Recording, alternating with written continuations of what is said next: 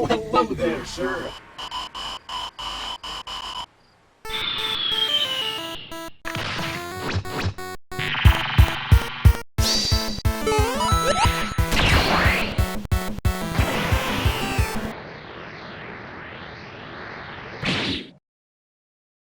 Hello and welcome back to Cell Reception. First, might I just break for a second and say, you guys are amazing! That one video resulted in my total lifetime views doubling, and my subscription count tripling. Hold on, self, I like you and I'ma let you finish, but in the time that it took me to make this episode, that count went from tripled to quadrupled. Continue, self. You have no idea how much this all means to me, so thank you. You are the best.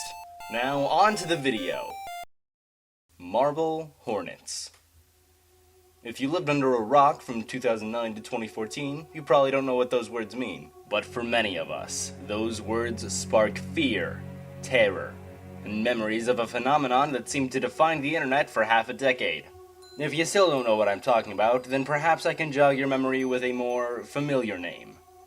Slender Man. This gem took the internet by storm, originating with creepy photos containing odd descriptions and a vague but definite narrative that could be sewn together post by post. The internet took this and ran with it, creating many of the most engaging works of true horror I have ever seen. So grab your flashlight and your shaky cam, and let's start. To talk about this further, we need to briefly talk about the genre of horror. Nobody does horror anymore. Almost every so-called horror movie in the last few years, the last decade really, has been reduced to spooky jump scares and cheap gore. In much the same way that true horror games have been reduced to action games with the brightness turned down and a zombie here and there. True horror is supposed to make you feel unnerved, not scared or startled. True horror makes you feel unsafe. But that's kinda counterintuitive. For the most part, audiences want a thrill and then to be done with the experience. True psychological horror is extremely hard to come by, but that's exactly what the internet fabricated with Slenderman. Two examples of horror done 100% right. The more famous of these, much as I wish I could argue, is the game Slender the 8 Pages, which was an excellent game and set the horror standard for years, despite its low-poly visuals, as well as its sequel, Slender the Arrival. But in all honesty, this was just a more polished version of its origin game, so I'm just gonna lump the two into the same example. But that's not quite what we're here to talk about today. We are talking about the second example. Marble Hornets was created mere days after the original posts in the Something Awful forums by then film student Troy Wagner. This guy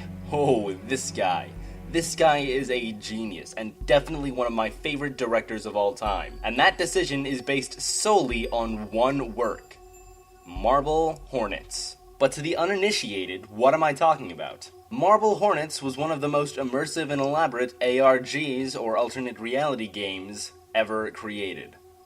But wait, didn't I say a minute ago that it was film? Well, yes and no. To understand what I mean, you need to understand what an ARG is.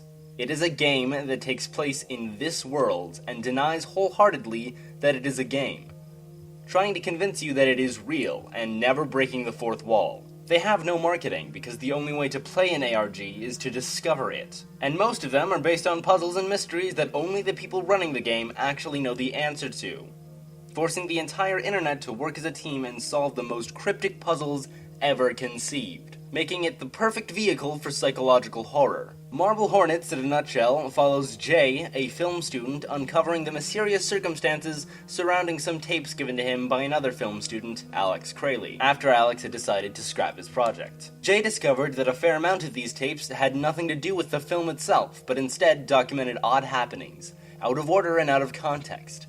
Something was following Alex, and now it was starting to follow Jay. And then the game begins. But with this setup, it could just as well be another derivative jump scare machine, if not done well. But that's what makes it great. It was done well. Instead of emphasizing the creepy visuals and themes, using them to scare cheaply without much thought put into it, Marble Hornets used these visuals and themes to emphasize the degrading psychological states of the characters. Speaking of which, the fact that these characters' minds are degrading isn't just a plot device. Well, in some ways it is, but it's not a throwaway plot device. They use it to break these characters. By making these characters vulnerable and scared, then setting it so close to reality, it makes them seem extremely human. At any point that they aren't under the influence of this madness, they react with true human emotion. They get agitated when Jay puts a camera in their face. They get angry when they've been used. They act confused and afraid when they realize that their own memories are distorted. And they feel panicked and terror-stricken upon the discovery of a dead body, just like anyone else. That's why it's so immersive as an ARG, but that's just scratching the surface. The game aspect of it goes so much deeper, but some of you may be wondering, now is this a game? Well, once again, ARGs aren't typical games, because if they said outright what the objective was, then it would break the fourth wall. Instead, the game has the simple task of figure out what's going on. And that's where things get interesting. Alongside the Marble Hornets channel, they're launched a mysterious second channel, systematically posting video responses to early Marble Hornets entries. This channel was To The Arc. Frequent wildcards in the story, sometimes acting against the protagonists, sometimes acting against Slenderman, but they were one of the few entities that seemed to really know their stuff. They had full knowledge of what was going on, and even now, their goal in all this was still kind of a mystery, but I digress. Every video they posted was part of the true meat of the ARG. Because this entity seemingly knew everything, it was the perfect administrator of the puzzles. They would incrementally let the audience know spoilers, hinting at what was going to happen with almost impeccable accuracy. But they masked it behind the most cryptic and esoteric puzzles you will ever see anywhere. Don't believe me? Here's one of the earliest puzzles that they had for this show.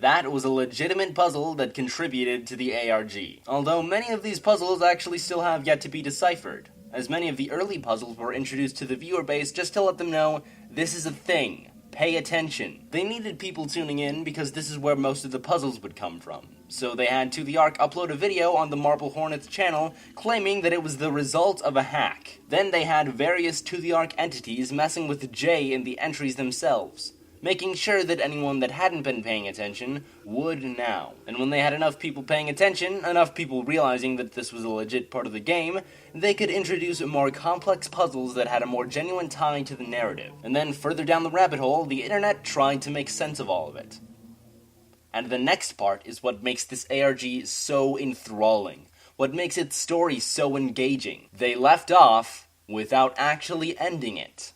Don't worry though, I'm not going to spoil anything specific. But how they chose to close the game is an important factor, because it all ties back into everything I've been praising this series for. We don't get a neat and tidy ending, but that's great. On the one hand, that's the best puzzle. The entire game had you trying to figure out what was happening, so by leaving it open-ended, the entire internet gets to push tons of theories out. And when you think about it, it also makes sense from a characterization standpoint. Again, I'm not going to spoil anything for those who haven't watched it, but throughout the entire show, they did a great job of staying true to their characters. For example, Jay will always put himself in danger if it means getting closer to the truth.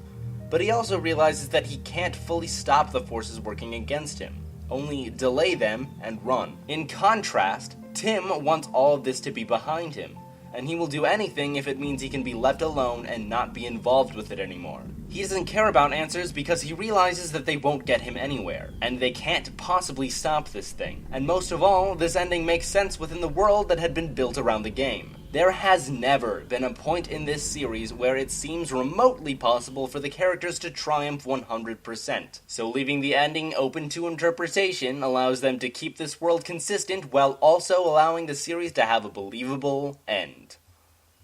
Or so you'd think. Dun dun dun!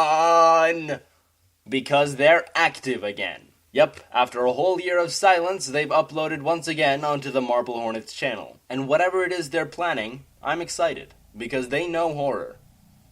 Horror, true horror, is supposed to make you feel unnerved. Not scared, or startled. True horror makes you feel unsafe. And FAC ARGs do just that.